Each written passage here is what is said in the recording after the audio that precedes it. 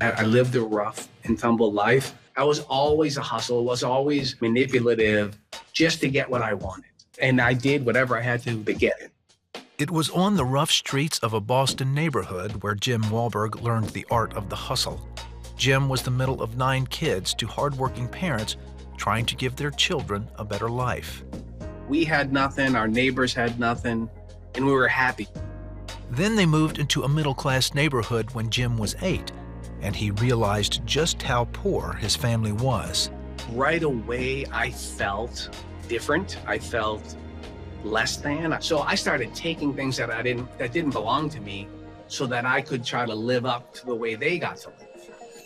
Hustling, stealing, and running from police soon became a way of life. Jim was only 10 the first time he was arrested. He would spend his teen years in and out of juvie and slowly becoming dependent on drugs and alcohol.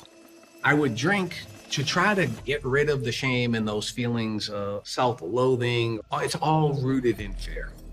Fear of what you think of me, fear of not being good enough. Then at 17, Jim found himself in prison where he had served 5 years for armed robbery. The time behind bars had changed nothing. I started drinking alcohol under the pretense of I'm celebrating, right? But what I wasn't celebrating, I was medicating myself. I was trying to soothe that fear, that uncomfortability. I was the most dangerous I had ever been. I was the most afraid I had ever been. I was in the worst mental condition I had ever been in my entire life. The next 6 months would be a substance-induced blur for Jim, causing him to have blackouts. One morning, he came to in a jail cell covered in his own blood. He had broken into a police officer's house and was now charged with home invasion, which carried a life sentence. I felt completely defeated and broken, and I felt resigned to the fact that this was the way my life was going to be forever. My heart was a stone.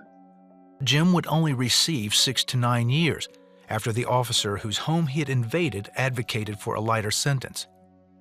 Back in prison, he began attending self-help groups for the sole purpose of reducing his time. It was part of that hustle, just trying to create the illusion that I was getting better in prison and always thinking when I get out, I'll use again. Jim's act was so convincing, he was leading 12-step programs and self-help groups within a year. It was then Jim started working as the chapel custodian, where the prison's Catholic priest, Father Freitas, started striking up conversations with him. He had one goal in mind, to evangelize, right? To bring me home to God. And so he was hustling me. After asking Jim several times to attend Mass, Father Freitas tried a different tactic.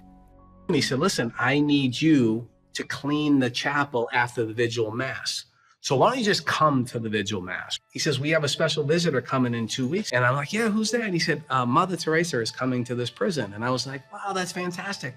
Who's Mother Teresa? He would soon find out. On June 4th, 1988, Mother Teresa spoke to the prisoners at the Massachusetts Correctional Institution in Concord. And she said, you're more than the crimes that you've committed to be here. You're more than your prison ID number. You are a child of God. Many were inspired by that message of a loving God. Inmate 44563 was one of them.